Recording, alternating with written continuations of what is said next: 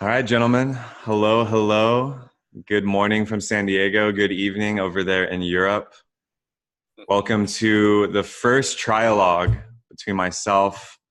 I'm Kevin Oroslan, joined by Cadell Last and Daniel Dick. And we don't really have a name for this, do we yet, gentlemen? It's the sexual real, the sexual ontology, sexual metaphysics. I mean, there's a lot of topics we're covering here, but this is really an experiment in inquiry in philosophy and the real substance of masculine and feminine on all levels of civilization, of gender, of sexuality, as we found them in our lives. So to anchor the experience here, I'd love to lead us in like 3 breaths, getting anchored into our bodies, really embodying that sense of curiosity and inquiry.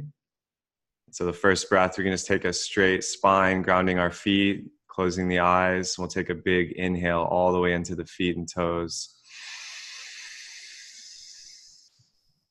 And a full exhale. We'll exhale all the air out.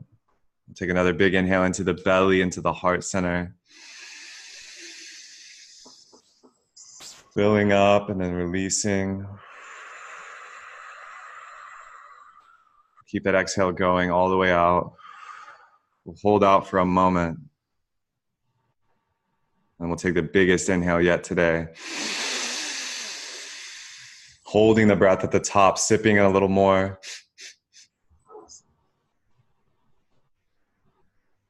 And then exhaling that. And then with eyes closed, relaxing the breathing, just coming into awareness of our body and our mind. And calling in that sense of inquiry, of curiosity, of intellect and heart together in divine union.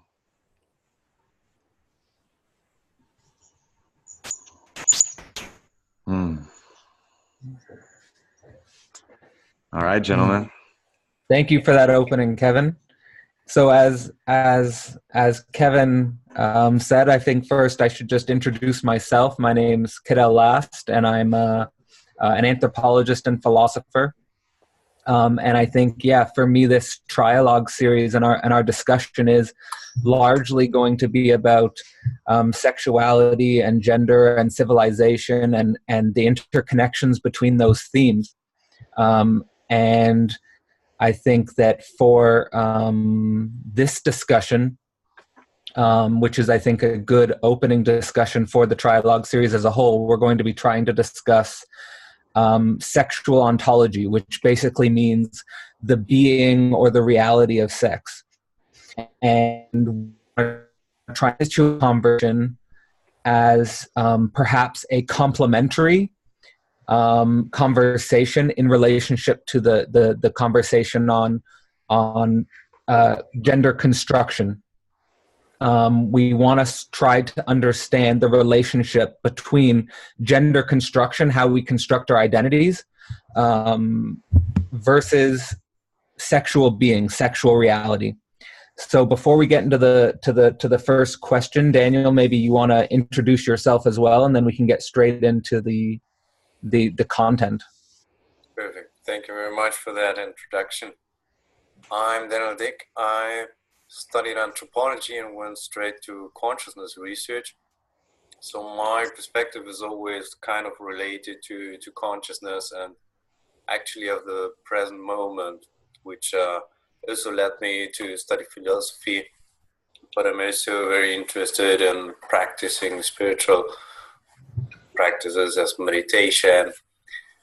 And on this very intimate topic, sexuality, we're all struggling with our sexuality, with our lives, of our daily experiences with sexuality. And it's really amazing to find these 2 great people here and to go really deep into looking forward how we can think this in the 21st century. And yes, really excited about that. Okay. Well, with that notion of trying to think sexuality in the 21st century, I've sort of prepared my own sort of entry point with an ancient philosopher, Plato.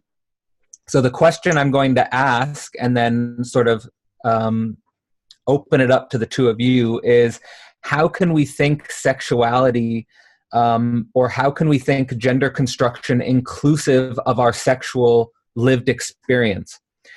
And the way I want to approach this question for me is that many people today are expressing notions of gender as a spectrum or a multiplicity, that there are more than two genders, that there are, it's more of a gradient of gender, where there may be 10, there may be 20, maybe the number's not important, how many genders there are. But for me, sexuality is still experienced as a oneness or a singularity. This could be expressed through monogamy, for example. This could be expressed through marriage. This could be expressed through many different cultural vehicles. But there's this idea of a oneness. And the story I wanted to throw out to you two is that I was reading the Symposium by Plato this last week, and there's a mythological story that Plato tells about the origin of man and woman as coming from a hybrid entity, a singular entity, which is divided into two. And he says that in sexuality, man and woman is constantly looking for their other half. And we constantly are failing and stumbling and trying to find the other half, but we can't. And so with that story, maybe I just throw out, how do you guys relate to this difference between gender as a multiplicity and sexuality as a unity? And then how do you relate to this idea of like a mythological fall from a oneness and a trying to regain that oneness? Yeah, this is an excellent question posed. I'll jump in here. I love Plato's Symposium, and this idea is very interesting. And to call in, some of my direct experience in maybe the new age spiritual culture as it exists here in California, and also in the festival transformative culture, there's this idea or meme that is very hot right now of twin flames. I don't know if this is a term you were familiar with. But I've seen some people hearken it all the way back to this notion from Plato, that actually the idea of a twin flame is the other half of your soul, because we come from single souls, and the gods, whether to play a trick or whether to reveal some great mystery, in Plato's mythology have divided these souls into two, in female and male bodies. And I think this is fascinating because in deep sexual experience, especially the unity consciousness that emerges in practices like Tantra and the Taoist sexual practices, China and India have these threads in their philosophies and their yogic traditions of sacred sexuality to create a type of super consciousness. And that's kind of the first thing that comes to me on the philosophical level. On the more grounded level, you see a lot of people in life, and I used to be one of these people, searching for the one, right? The one. There's one woman out there, in my case, that can complete me. And as a good citizen of my civilization, I then would marry that woman to create this entity, right? And you mentioned it, Cadell, marriage. Like, if I were to marry this other half, in a way, I would be completing being. In a way, right? Like, and if everyone did this and we were all happy and there wasn't any infidelity or urges or, other ideas about my relationships, then we would have something resembling a perfect society, because in a way we would have taken part in unifying these souls. So that's where I go with this. And I think it's really interesting how it butts up against the sexual real, though, and the actual direct experience is seldom have I met someone who seems to be in this type of union. After the 6 to 9 month honeymoon phase, I think many people discover that they don't even know who the other person was, and they were actually riding a cascade of hormonal and neurotransmitter surges and or mental concepts. So I think it's a beautiful idea. I love Plato's philosophy. I love the the root seed of where that idea is coming from. And yet in the modern world, I feel like there's a huge gap between these ideas. And Daniel, I'd love to hear your take. Yes, I want to draw like experiences. We are right now here in Austria. About 2 weeks ago, we had a big referendum for equal rights for women and men. You know, there were 500,000 people that write to the politicians that they should be paid equally, that they should have, after they have children, they should have the same opportunities to get back their job, to have equal rights. So when there's pregnancy to the man, you know. So Sweden did a lot of good work on that. And I can relate very much to everything you said, and I wanted to bring it to a real practical level, because if we think what is equal then, you know, and if we are different in our sex, so how we name it, why we just have these two binary positions, and now we're splitting to more differentiated, even very self-determined ways of identifying ourselves with our sexuality. And the question that really struck me was like, what does it mean to be equal, to have something equal as sexuality, you know? And is it really worth being that equal, you know? Because if you join this oneness, you know, and everybody is oneness, so everybody is going to be equal, or might have the equal possibilities.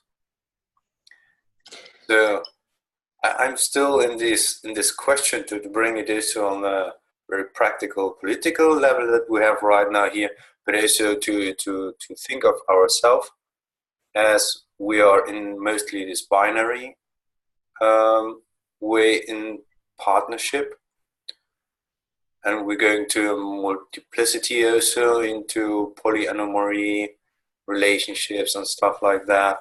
But I also experienced these kinds of relationships, and they didn't turn out to be very long lasting, but still making a lot of changes in myself and the persons involved, but sometimes very painfully, often very painfully. That's I mean, both of your reflections are so beautiful and insightful. The thing that's coming up for me right now in response to what you said, Kevin, was basically this almost naive intuition of the oneness that you have this as a start of like a foundational mode of the way you idealize, is that there seems to be this concept of the one, which, if it were to be actualized as this ideal, that everything would be reconciled and everything would be great and everything would be wonderful.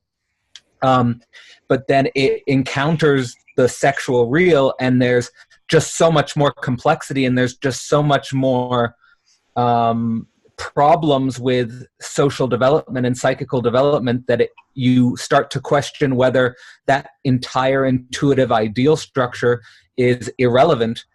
And this brings me to sort of what comes up in my mind with what Daniel was reflecting on, because Daniel, with your identification of this problem of a symmetrical union in the law between man and woman, this oneness which erases sort of division between the sexes and difference between the sexes, because in the conservative view, of course, there is a type of metaphysical hierarchy, and there's a type of man and woman are together, but they're not symmetrical, or they're not thought of as the same. And this difference between man and woman is something that they view as very important, as something sacred.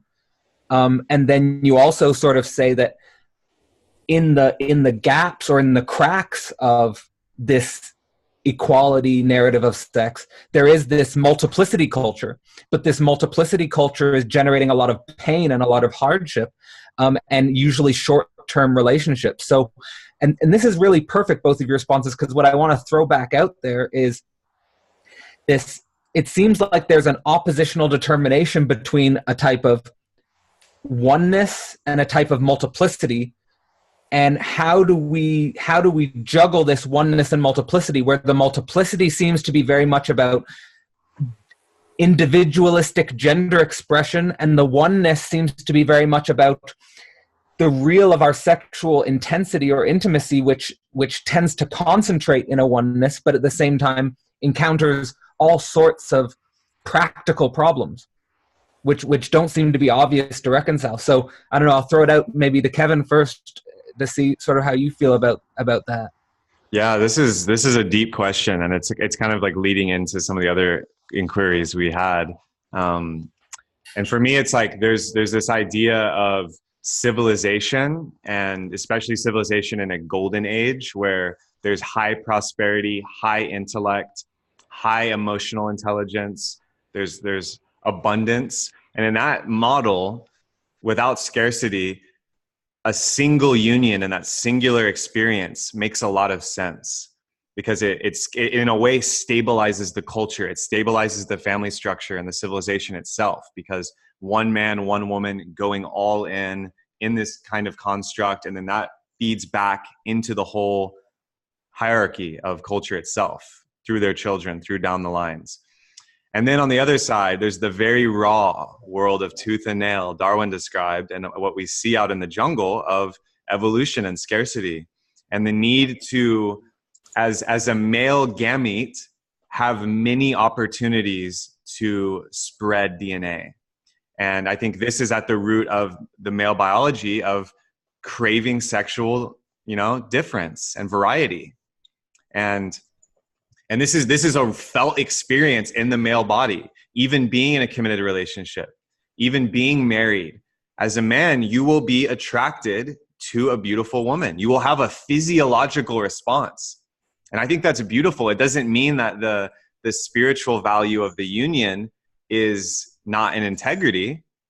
But as you mentioned, Cadell, like reconciling those opposites is not easy. And especially, as you mentioned, Daniel, in relationship, it's quite painful. There's serious psychic and emotional pain that has arisen. I think there's generational wounds around this because of the fact that, men and women, especially in previous times, we're blessed to be in a time of hyperabundance and technological provision.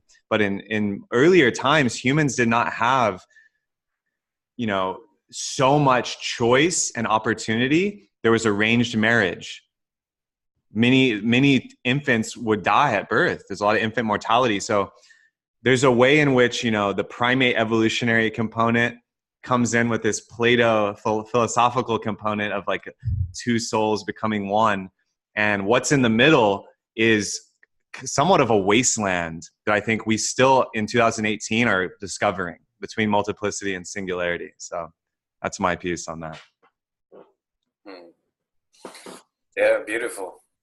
I thought like this point, like when we think of the attraction, because in every time that we are actually something like sexual activated, or we are talking actually about our sexual self, or what is a sexual identity, it's often kind of related to whom we feel attractive, sexually attracted. And that led to the question, so what is really being attractive, or why we are attracted? It's like another standpoint to say, okay, we are not in the monk mode and sitting there and don't have sex and we just don't move, but actually this attraction keeps like moving, and if we go moving and having like this energy, I thought, what is this attraction actually, what we are going for? So in one part, is it like this Darwin time stuff, we're going to spread our genes. But actually, we don't think about we are spreading our genes, and that's fine. But we feel like, okay, I have to move somewhere, or I have to, oh, there's maybe a woman, a man, whatever, and somehow I want to get close. And that close, that it can't be closer, you know? So the space that in between gets so close that there might be no space anymore. And I thought in between this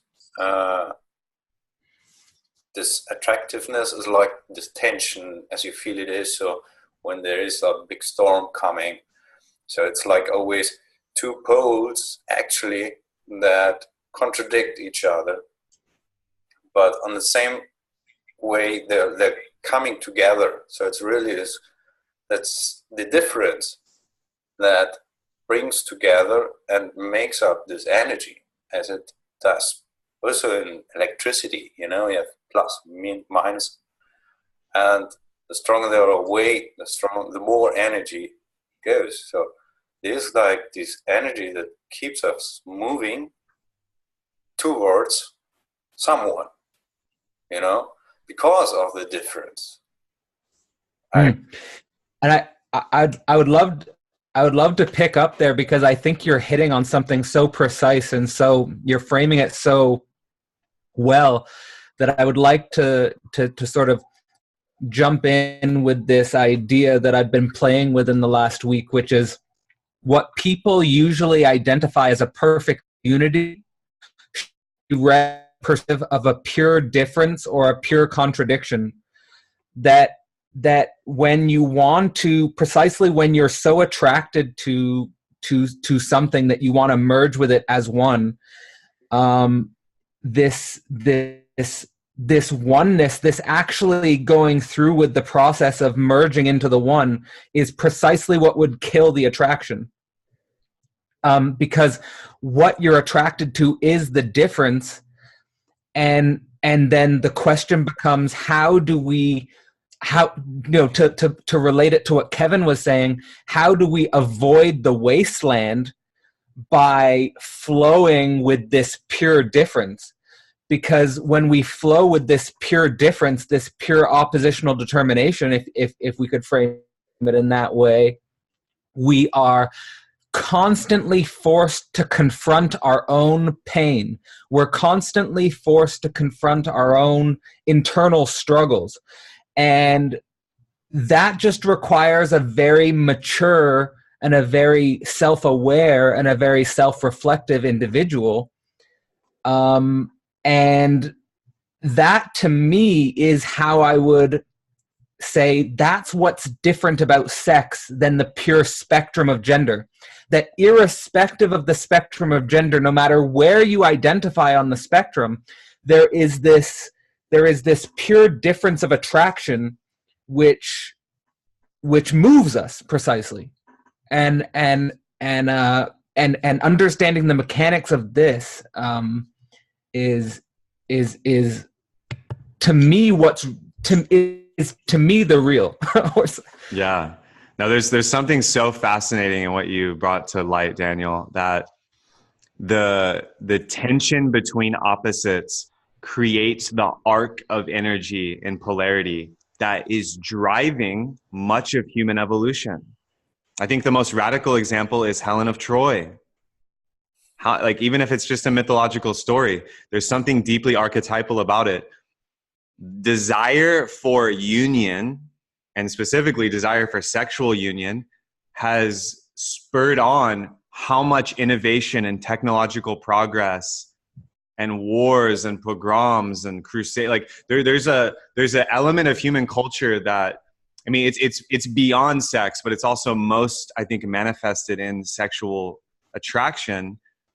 And Cadell, what you're saying is just mind-blowing, that the attraction to the difference is what motivates us. And yet when the unity occurs, the attraction is somehow lost. And so what comes into my mind is like a spiral or a toroidal dynamic. There has to be, like, much like an electrical coil, there must be a distance and a structure in relation that maintains optimal tension and attraction. Otherwise, what do you have? You have loveless marriage and infidelity. Or on the radical side, you have harems of boyfriends or girlfriends with high amounts of emotional turbulence. And there's actually a lot of trauma there. And those are kind of the extremes, right? And then in between, no matter if you're non-binary, trans, queer, whatever, there's a way in which, your opposite will pull you into evolution. And as you said, Cadell, of confronting yourself and the pain that you have. Because in the unity, it's funny, like the unity is like a balm and an elixir that is healing, and the loss of the attraction can call in the pain. So like this is so juicy.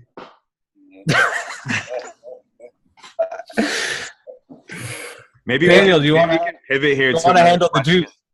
Yeah. Well, okay. So let me just then say, like, I really like the dialogue that conversation generated, that question generated, and I know, Daniel, you sort of just asked a question which was one of your guiding question, but it just merged in so well to the flow of the conversation.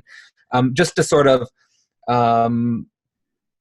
summarize, I think we did sort of get at a sexual ontology or a sexual reality there in our discourse, which was really helpful for me to reflect on more. But now, Kevin, do you think you have something you'd like to say or throw out to us that could bounce off of that initial round? Well, I think it's a good point. Like I'm willing to flow organically here. Clearly, like the questions we outlined before this, each one has unfathomable depths, and we've already gone into it. So then I think there's something here about the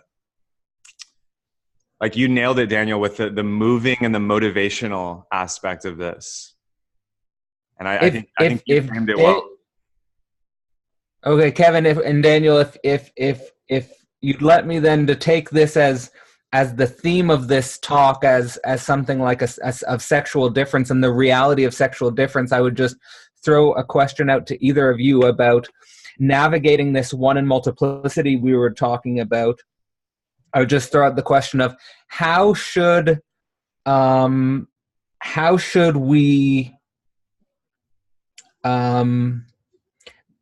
can we rather come up with concepts or a language to discuss this motion in a healthy way? Because I feel like the dialogue in our culture is, again, talking about gender, but almost ignoring this sexual real we're talking about.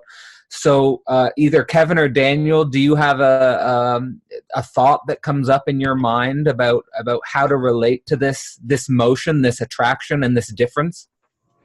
Yeah, I'll jump in, and then Daniel, I'd love to hear your take. I have a very short nugget here that I think is important, and it's been a big part of my work with men and women in transformational spaces and in workshops. And this is the real crux here, I think, to answer your question, is to eliminate first.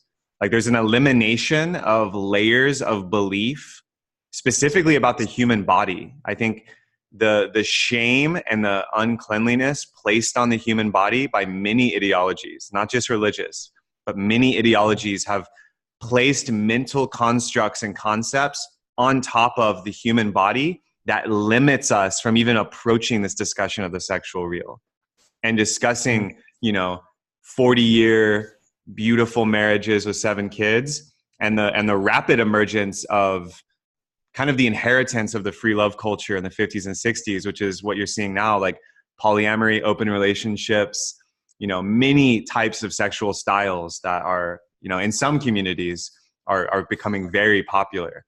So yeah, my piece is that there's an elimination and a de-shaming and de-guilting of the human body itself between men and women. The sexual, actual, the sexes, leaving kind of the gender constructs aside for this one. I think it starts with coming back into a felt presence of the body as inherently a divine or transcendent object, and also a innocence. There's an innocence that has been lost that's reflected in many of the origin mythologies of the world. That's beautiful. I can very relate to that. And I can also add, like from a perspective that it's like, we had the last 500 years so much emphasis on the brain, on the mind, you know, because the last frontier is like, okay, we have this mind, and this is like the last stance to truth, you know. But we totally have ignored the wisdom that is really in our body, the immanence of being. So the thinking was always like reaching something beyond our limitations of being in a body, but actually it's now turning around again, and putting yourself in the world becomes very important. And as you're in the world, your body becomes important. So I can relate this issue from this point of view. And the other point is like when sexually, it is always like kind of intimate, you know. So the question also is like how we put something intimate into something transparent, you know. Should we do this, or does it lose even attraction, you know? Because we have a lot of pornography on the internet, and maybe good, maybe bad, but it also makes like a big difference to feel ourselves and in our personal relationships. So people get a lot of problems because they think sex has to be like pornography, and it isn't like that. For some it is, but for most it isn't, especially not to really go to someone and really going into a conversation if you feel attracted to someone, or to dance with someone till you have the first kiss and so on. So there's a big question to really make another side transparent, as we are talking, for example, about that. I think in order to try to bounce off what the two of you are saying, I'd just like to say, on the one hand, sexual energy is this inspirational, creative energy, but at the same time, sexual energy is a very disorienting and in some ways can be a negative energy, in the sense that we can feel violated, we can feel abused, we can feel misused, we can feel like we can feel like we are losing our freedom in some sense. And so when we're navigating this very complex space between the one and the multiplicity, I think we have to be very sort of almost religious about sexuality, because, and it makes sense to me why religions sort of focus so intensely on how to regulate sexuality and sexual sublimation, just because it can be so disorienting and it can be so overwhelming. And I do think the reduction of sexuality to a pornographic culture does sort of makes a huge mistake. And for us to, and also from the 1960s culture that is exploring open relationships and polyamory, for that culture to think that sexuality is in some sense a very casual thing is, I think, also a mistake. I think the conversation about the switching from what you said, Kevin, from the mind to the body and bringing us to our bodies, also makes me feel like we have to move to understanding the sacredness of the body, and that's going to require that's really going to require a different language. And I like the concepts that you brought up of innocence, and I like the concept that you brought up, Daniel, of transparency. And how do we, to me, that's where a language sort of comes to my mind, is that when I'm thinking about my sexual energy and my body and trying to understand my body, because that's a really obviously intimate and for me a difficult thing. I want to be viewed by the other, and I want to be viewed by, if I'm talking like right now, we're talking, I want to be viewed in an innocent type of way, like, and because this is a very special energy, and that's sort of where my mind goes with how to talk of a language of it, because I feel like if we view ourselves as innocent, then it might be easier to be transparent, to be vulnerable. Yes. Now you're touching on something very dear. And Daniel, thank you for bringing up pornography. This is a very real, I might even think of it as an evolutionary filter that we're facing, especially in young men. Because young men, there is a way that the pornographic experience has preloaded their consciousness to expect certain things from sex. And on the other hand, as you're saying, Cadell, like, the felt raw intimacy and vulnerability of that experience is very tender. And there's a way in which there's a disassociation from the body. And you've nailed it. As our boy Terrence McKenna says, you know, you can't occupy a reality until you can describe it and articulate it. And this is where I believe conservative cultures and religion, unfortunately, through taboo, has seriously gimped this conversation. And this is really the power of intimacy, radical communication, authenticity as practice. And a lot of, since the 50s and 60s, the human potential movement, many that come to mind are like Brad Blanton and his work, nonviolent communication, circling, doing these types of conversations that are, for me, in my experience with partners, was quite clumsy, because I was raised Catholic in Texas. So there was a sense of like, we don't talk about this. And so my inability to talk about it means I have an inability to conceptualize it in the intimate space. And then what the result was for me and a lot of people I've talked to is a lot of shame. And shame is a very tricky, sensation and felt experience, because it's, I am bad, I am wrong, something's wrong with me, because I can't enjoy this blissful experience of dating and of intercourse, And so I think you're nailing it, Cadell, with the fact that we must articulate a new reality between men and women, or between whatever sexual relationship is occurring.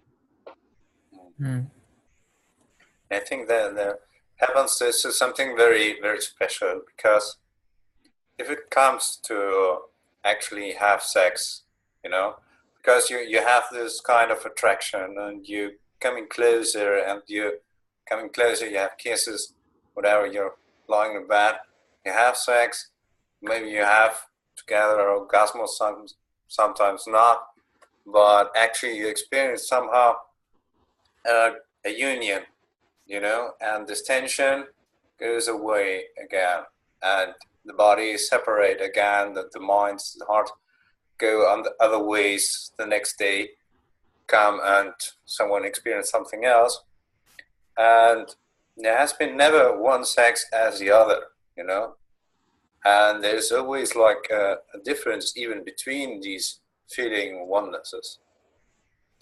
And in every phase there's something. If you have like one partner, you go through so many changes and learning processes, and the more you are with one partner, even more you feel like you can trust someone to open up and don't be that much hurt, and that's something that is quite difficult if there's a multiplicity of relationships that are very short-term run, because you don't get into the mood to open up yourself that much, because you still always find yourself in, even unconsciously, protecting your feelings. And on the other hand, it's quite amazing how, because if you still in a couple and you still feel attracted, that means that over years the people are changing simultaneously, because it is also something that you gain, or you integrate the other in your life, in your soul, in your heart, in your mind, and in everything. So somehow, on what you feel attractive, you integrate it in somehow. But then you disintegrate, and someone becomes someone else again. So are you saying Daniel, that there's like a temporal limit on the ability to feel attracted in a sustainable way with the other? Like, because one thing I just want to throw out there is something that resonated with me from a talk by Esther Perel, where she said that in the past you were monogamous for a lifetime, and now we're monogamous one at a time. So she would say that I'm monogamous in all of my relationships. And I feel like how people are navigating what Kevin called the wasteland between the one and the multiplicity is this serial monogamy. It's this jumping from one partner to one partner, because it's almost like we're not intelligent enough emotionally in our body, maybe, to hold one, because maybe we feel violated, or maybe we feel like we can't trust, or maybe we feel like we can't share, or maybe we feel like overwhelmed or disoriented. So from what you were saying, are you trying to get at this tempo? This, to me, I would frame it like, in sexuality, in the sacredness of sexuality, you feel a type of eternity or a type of absolute, and then it's about how do you hold that in time. Is that's how I sort of try to make sense of it. But how were you relating to that? Yeah, maybe I can put it that way, because if you have sex, you have like a lot of, and you have good sex, and you're with your mind, your bones, and your heart there, then time really disappears, and it becomes to really a sacred moment that you might never forget, because these experiences where you get dissolved with the other, where time and space just is away, are very intense experiences, and therefore, because of its intensity, it will stay in your mind. And if you're back in daily reality and you have like this memory, it is as it could be now again, if you just remember it. So there is not the time perspective as you would say, okay, we have this time length of 4 months or whatever, but it's more like the intensity of the intimacy that makes up yourself even, I would say that even the most intimate relationships that has the most intensity are the ones that are actually like building blocks of yourself. And the big question to me is, or the big challenge is, in different relationships, how these big blocks of yourself and this, because if you fully integrate every block of your partner, you become the same, but actually you don't, or your partner does something else that doesn't attract you anymore, or your partner actually evolves in another way, and you feel the difference again, and you catch up again with tension and sexual attraction, you know. So making up this movement, and if you are in multiple relationships,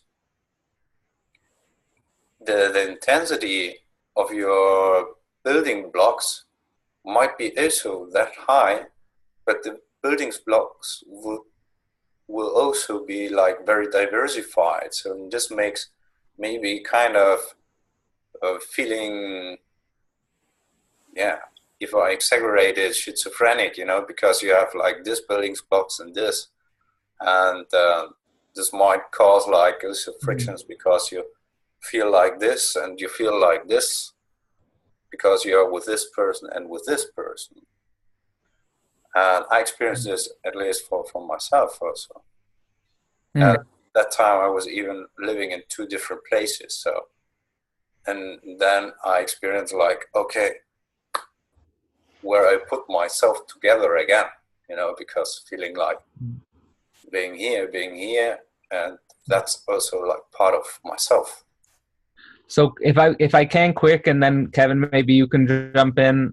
What I'm getting from that is that you're saying that the in terms of your valuation of sexual energy, it's about integration. It's about but it's a dynamical integration. That if you spread your sexual energy out among a multiplicity, that you're going to fragment yourself. You're going to disintegrate yourself, and that we're not necessarily putting a valuation on the maybe the naive one of that a lot of people conceive, where they want to merge with the other and eliminate difference. We want to play with this in a way that we become more integrated selves, more dynamical selves. Kevin, I don't know if you relate to that notion. Yeah, no, this is very fascinating, Daniel, what you're touching on. I mean, there's two pieces. I wanted to circle back quickly to the temporal aspect.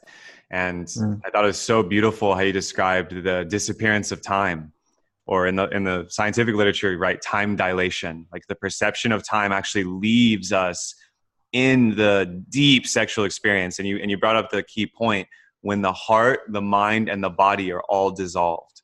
Because there is a way that you can have physical intimacy and be connected, heart and mind, perhaps. And I think that speaks deeply to this need and this desire in human consciousness for the transcendent. And I believe, orgasm is a reason in French it's called the little death. The orgasm itself is a phenomenon that speaks to our will to be transcendent of time. And that's a whole nother like trialogue, I would say. That's a deep topic. But it links to what you're saying, Daniel, about the chaos. What I was really feeling when you were speaking was, if we are going there into that intimate space of time transcendence, full intimacy, we're giving of ourselves and receiving this in union, but we're doing it with multiple partners at different intensities, at different levels of emotional availability, at different levels of transparency and innocence.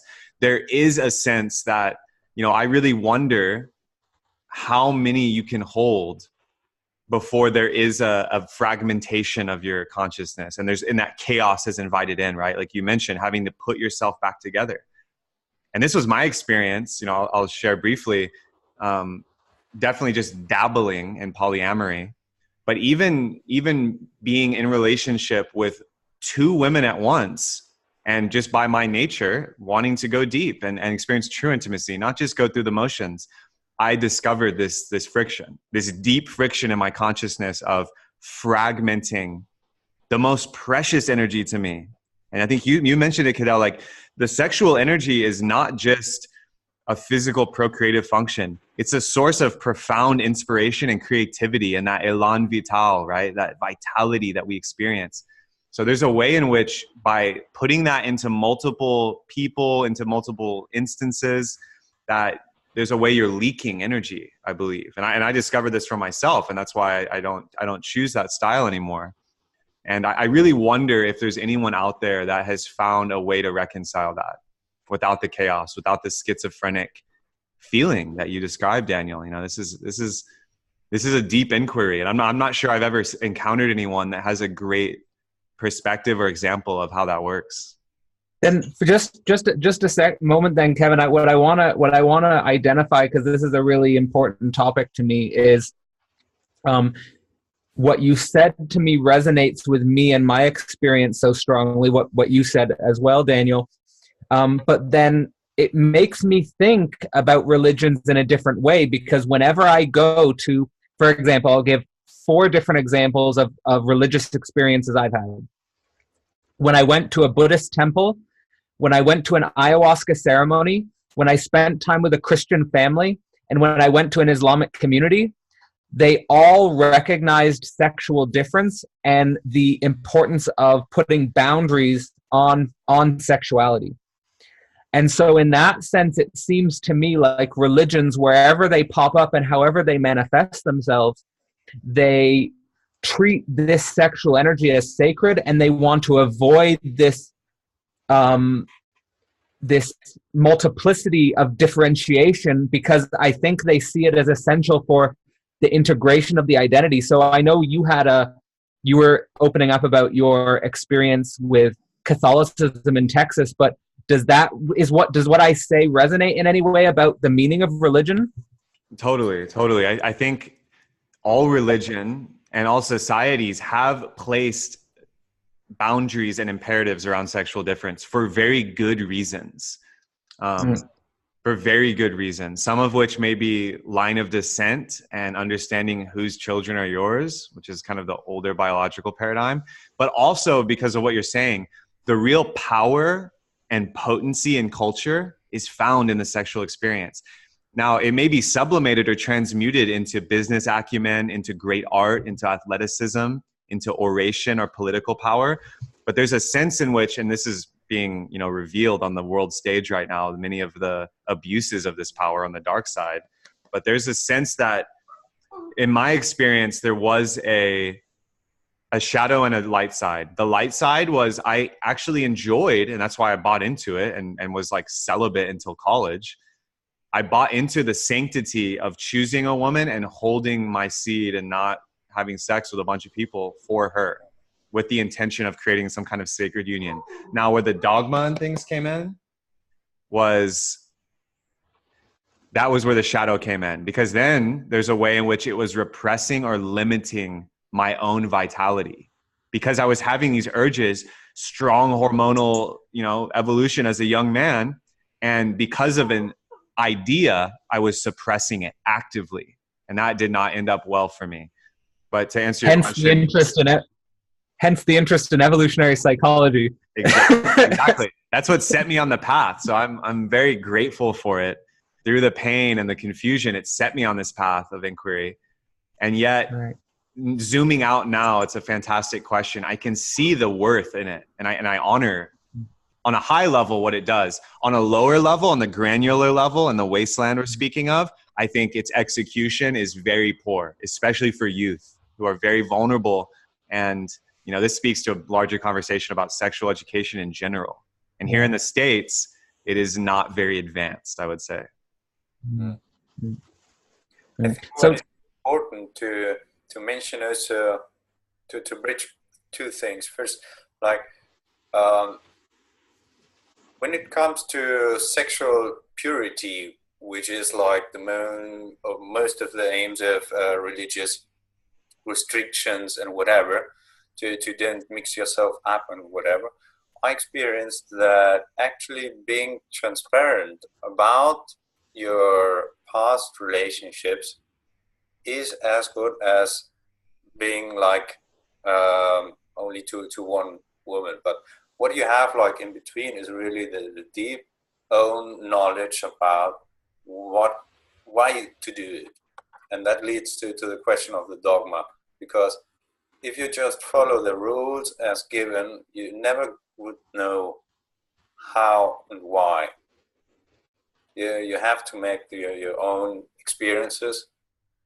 But actually what I really can recommend is also to really be honest and transparent with the partner you have about all your past relationships. And that somehow breaks up the intimacy to this transparency, which makes like the boundaries open to this dual partnership without any restriction that you pull on yourself or in between the relationship. And yeah, just to catch something before up, the fact of an intensity is like the most important thing, I think, when it comes to the body embodied emotions, because you can have a lot of intensity with multiple partners, even because you're doing it like that, because it could be like the last night that you meet someone. That makes the things very intense, you know, and that makes us a lot of attraction. And even that you put yourself like you're not available all the time because there's someone else, that even makes the attraction bigger. You know, it makes it easier for someone to have even more relationships.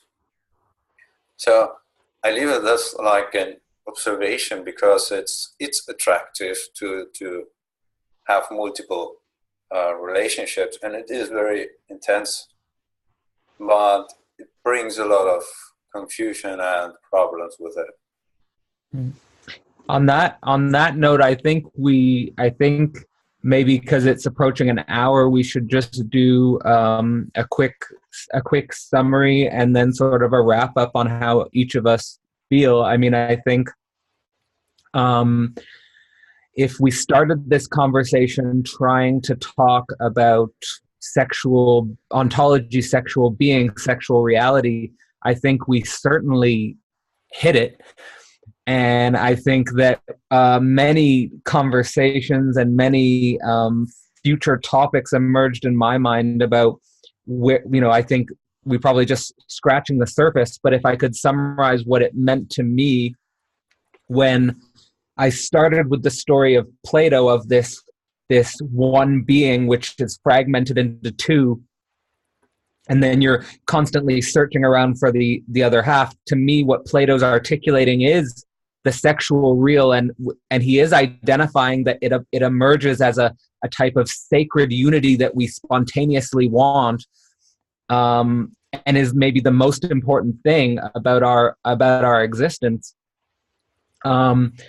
And I think that if we can come up with a way to talk about it in a way that's more understanding about our bodies and our intimacy and our emotions and the complexities of the 21st century, then it would do an enormous good for our culture. So I hope we contributed in some way to that. And that's my feeling about it. Kevin, I don't know if you want to go on. Yeah, it was beautifully stated. I definitely think we hit the mark. We breached into the territory that is very, there's a lot of energy there. There's a dance between order and chaos when you get into these topics from the highest level, these very esoteric spiritual concepts about unity and soul, all the way down to the very gritty experience of mating in the 21st century as a man or a woman, or any gender constructs you so choose. And I think that, you know, for me, it's so refreshing, and it breathes fresh air, because these are the conversations and the ideas and the ideations that I wish I was exposed to years ago. And as I mentioned, you know, it allowed me to get to this point, those challenges, but really, you know, in culture at this stage, because of the internet now, and because of the instantaneous transmission of knowledge across the globe, and much of the world isn't even online yet. So that's another thing. As we approach 2020, 2030, 2050, this conversation will not subside. I think it will intensify, and it's going to be important that we have markers to understand the ways in which too much sexual repression and boundaries and taboo actually breeds corruption and it breeds trauma. And we see that now coming to the light in the news, in global media. And on the other side, the radical experiments of sex, drugs, and rock and roll from the 60s and many of the experiences in the multiplicity world also breeds a lot of pain and a lot of confusion and fragmentation. So I believe what we're doing here, and honored to be doing it with you gentlemen, is finding a middle ground where we can articulate these concepts with integrity and maintain the sacredness and the innocence of the individual and the union at the same time. And I think that's an exciting frontier that humanity gets to explore. Yeah, I definitely agree. Yes. Sounds very exciting and interesting for the next talks. There is still a lot of questions to discuss. And I take with today the innocence, especially, and the transparency for intimate relationships. And I think that's the way how we can really make this evolvement together, you know, and without, well, we're going through pain also because we're going through a learning process. And every learning process is kind of a friction, it's kind of a difference, because that's what keeps us moving and evolving. And I think we are on the stage where we can make this evolution also on this sexual level very transparent and very innocent, as we are talking right now here. And yes, I'm really looking forward for the next one. That's great. That's great. So I don't know, Kevin, do you want to bring it in for a meditation to close it out, or is there any final thoughts in the circle that want to be expressed? I just want to thank you both for being here. Yeah, thank you guys so much. This is amazing, and this is episode 1 of this Trialogue series. As we mentioned, it's an experiment, and I'm looking forward to the other depths we can delve into, because we've only cracked the surface. And yeah, to close, I'd love to just do a simple little exercise to kind of integrate and invite, you know, whatever audience in the future is partaking in this to join us. And that's just little qigong, actually. Left hand can go on the heart and right hand on the belly. And just sitting up really straight and closing the eyes, I just invite you to breathe into the hands, breathing into the belly and heart with a big inhale. Holding there just for a moment. And exhaling. Releasing tension from the hands, the shoulders, face. And just allowing the beautiful topics, the beautiful embodiments we've shared here to sink in and integrate. These are frontiers. And I call in that inquiry and that curiosity, that innocence into this, because I think that's where the alchemy really lies. So.